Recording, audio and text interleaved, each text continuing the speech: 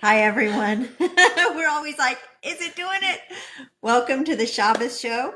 We hope you are joining us today and you're in the middle to the end of a really wonderful Friday as we all begin to prepare for Shabbat together. Barry and I are running a little late today, as it sometimes happens as you try to wrap up everything going on in the week. We're just running a little bit behind. It's about Jewish Standard Time, so we're doing okay, Debbie. Hi, Jason. So let's see. I'm not even done braiding my challah yet, so we're working on that. Barry has something for you. We have an art project today, so I guess we better kind of get started here. You can see where I am still with my challah. Definitely, we're usually a little further ahead than that on a Friday, but by the time the sun sets, we're going to throw our hands up and say the creating is over and it is time to make sense of it all and reboot and re-energize and praise and worship and eat challah. And eat challah. Don't challah. Challah. Okay, I'm going to braid this. Okay. And you're going to... Oh, well, Debbie, I don't know if you know what's going on, but... Okay, tell me. Torah-wise, it's another one of those weeks where there's a double parsha. So many parshas, so few weeks. There's 54 parshas in the year, and except there's only 52 weeks, plus there's holidays. So this is one of those double parshas. And this week's double parsha is the Chukat parsha and Balak. Chukat and Balak. And Balak. And Balak. Okay. Okay, so it's not Raiders of the Lost Ark, but it's Balak. Okay. And so to give you a quick summary of Balak, because we don't have time for both, the Israelites have been running around the wilderness trying to get to Israel for the last 40 years now. We jumped 40 years and since last week. And so what's happened is these guys, Israelites, are doing great, and they're fighting enemies, and they're doing all these neat things, and because they're defeating these foes, but they have to decide they have to go through Moab to get to Israel. Well, there's a king of Moab. His name is Balak. Now, Balak says, I can't defeat these guys. They are too strong for me. Mm-hmm. We need to curse them so we can get rid of them, destroy them, something. And so he hires a magician. Some people refer to him as a non-Hebrew prophet, and his name is Balaam.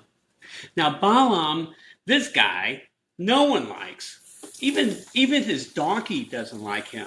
Well, excuse me, that would be a spoiler alert when you read the portion. Okay, but so Balaam goes to the mountain reluctantly. He gets there, and he sees how beautiful that the peaceful dwelling, the encampment is, the sanctuary, everything's beautiful.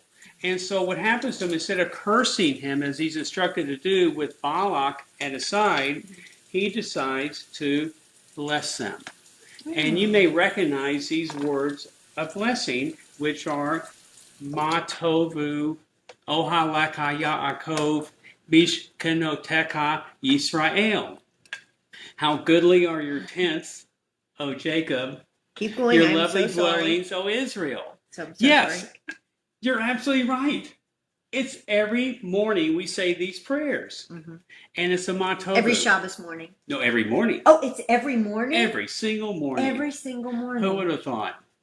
And so it's beautiful. So the Matovu prayer is interesting because it begins with these words that were spoken by not just a guy that's not Jewish, because that's okay, but he's an enemy of us. Oh. He wants to curse us, but instead he says these words. So basically, one thing that we're taught is that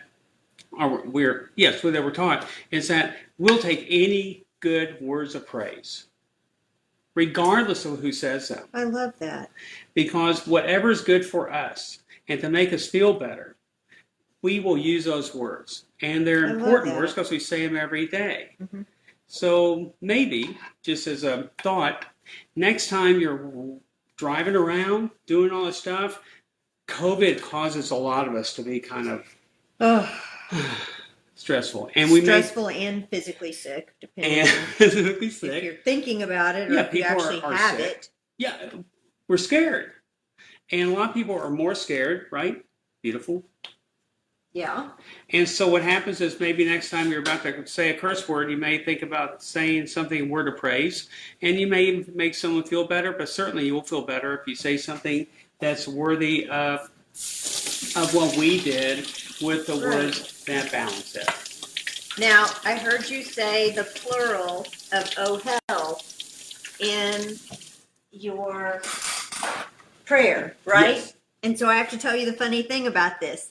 So Barry and I have biblical flashcards, and we've broken them down because there's like this thick, this many of these biblical flashcards, and they're really wonderful. Hebrew on one side and English on the other, and you just do like when you do them as when you were a kid, right? You just go quicker and it gets better, or whatever. But I am a very big word association person. Like there's some words that just they make sense. Like gavul means border. I cannot tell you why. It makes total sense to me. So I'm just like gavul, border, done. So one of them is in what you were just saying, tent. How lovely are your tents, O Jacob, your dwellings, O Israel, right? So the word for tent is ohel, and I just like couldn't get it, and so finally made a little word association, and so we said, oh, we can't stay at a hotel, we have to stay in a tent. Oh hell, that's the word association. It's pretty funny, and plus you may have want to have been there. Anyway, that's why that little prayer brings an additional smile to my face. Anyway, all right, call is rising. What's going on? Well, What is all this stuff? An arts and crafts project, which you probably need to get up a little bit more to see. Yeah, that's probably better. Let's see, will it hold? Will it hold? Yeah. Here's all my shells, and these are green lipids. Aren't they just magnificent? And these are some really pretty ones also. And I don't know if these are little sundials. See the little sundials? Okay.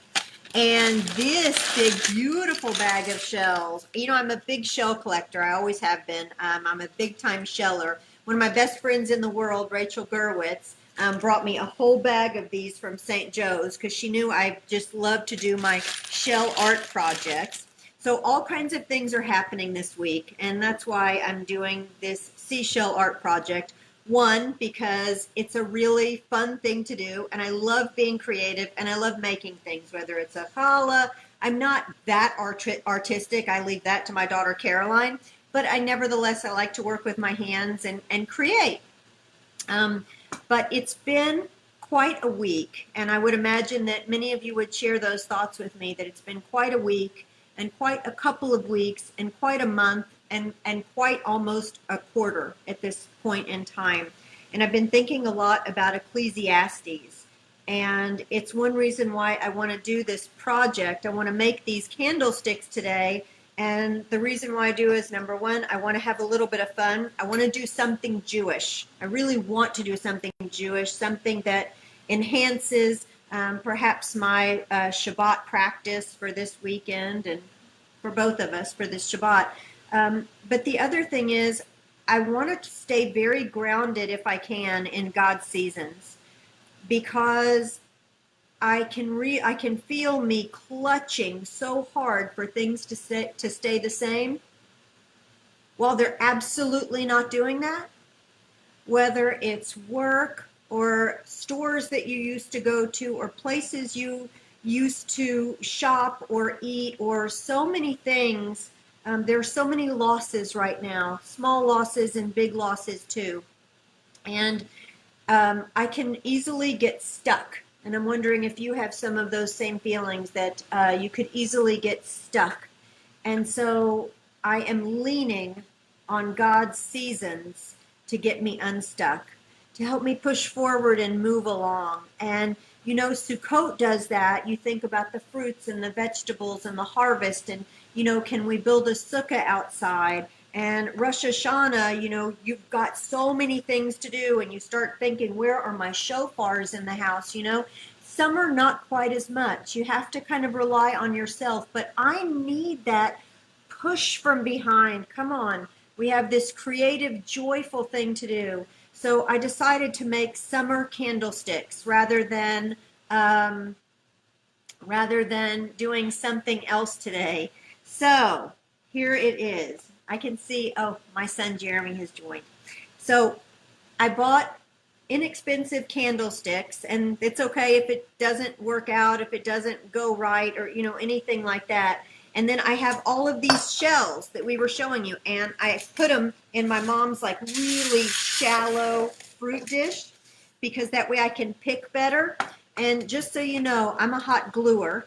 And so my intention as I get going before the sun sets, I'm going to sit down, spread things out, and say the week is over and really just lose myself in this because the hall is rising. I know what I'm having for dinner. And I'll do one with you. I'm going to do the sundial because they're so pretty. Aren't they gorgeous? So I'm telling you, this is not a hard thing to do. So I squishy some hot glue right here in my little sundial. There he goes. And then I give it a nice stick. I burn myself a little bit here and there. I try not to. But that'll be the beginning. So I'll stay right here and I'll hang on to it. And then I'm going to use my little tiny shells for the in-between. Oh, I could see how this might even be the very front. So see how I'm getting started?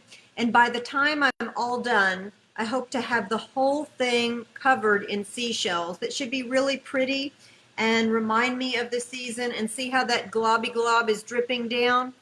We don't worry about this in our creative Judaic. We don't get all hung up on little things like big glops of glue, right? We just keep on going. So this is the project I'm going to be working on today, and I am going to use these gorgeous green lipids, and I have a couple of beautiful starfishes. Where would the starfish go? Oof, I don't know. I think like, right? I had initially started searching for wood candlesticks because I thought that the glue would stick a little bit better.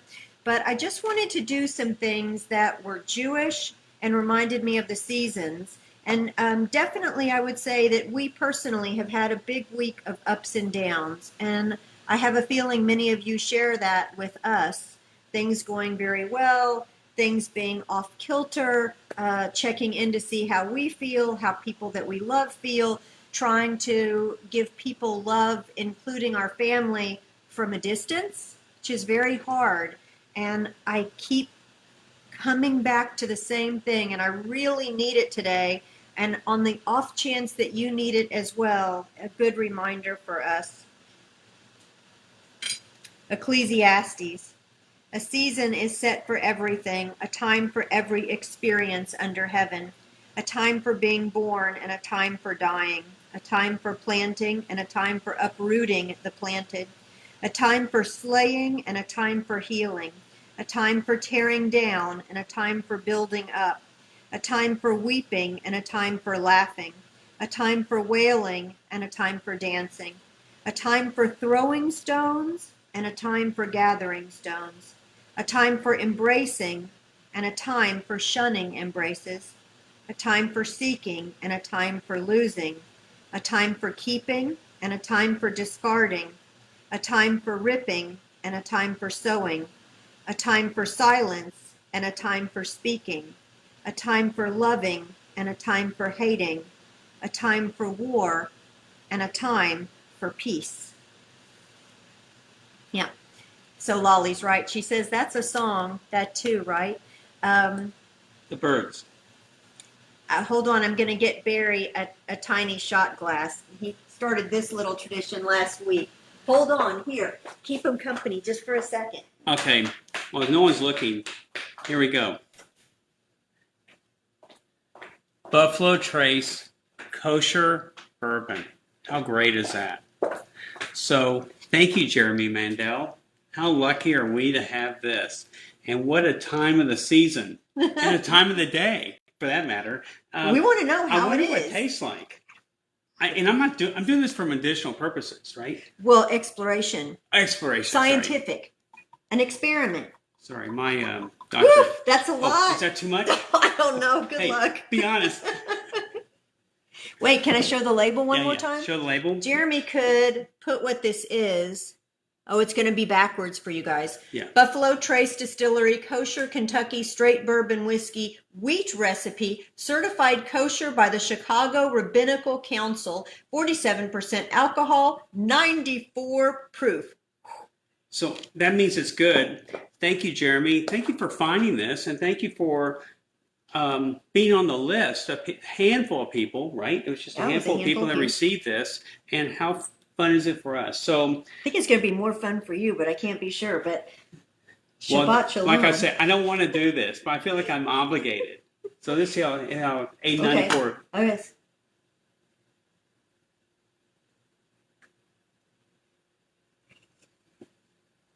I can barely taste it. Well, I feel better now. Thanks, Debbie. And thank you, Jeremy. How fun is that? And Brett Gerard would like to have some of this. If I can catch my breath. What else, Debbie? What else is going on around this place? A time for everything. Hopefully everything will congeal.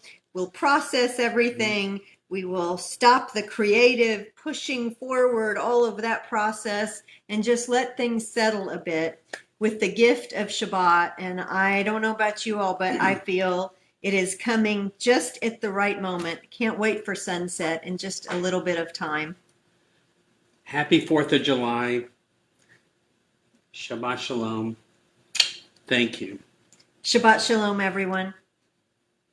Stay safe. Stay healthy. We'll show you these finished guys next week. Shabbat Shalom.